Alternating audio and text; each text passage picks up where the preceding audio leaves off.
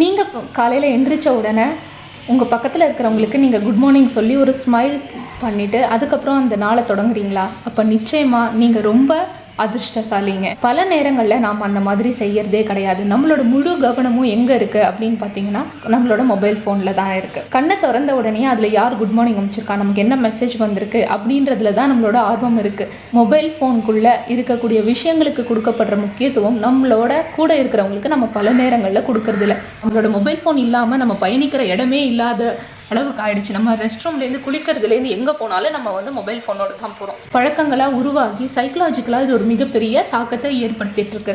ஒரு சின்ன சவுண்டு கேட்டாலோ இல்லை லைட் பாப்பப் ஆச்சுனாலோ உடனடியாக நம்ம அந்த செல்ஃபோனுக்கு தான் மரியாதை கொடுக்குறோம். நம்ம இனி எவ்வளவு காலம்தான் இந்த ஒரு சின்ன சிறைக்குள்ள நம்ம அடைப்பட்டு இருக்க போகிறோம்? இனி நீங்கள் சிறைவாசியாக இருக்க விரும்புகிறீர்களா, இல்லை சுதந்திர பறவையாக பறக்க விரும்புகிறீர்களா? இனி உங்கள் விருப்பம்.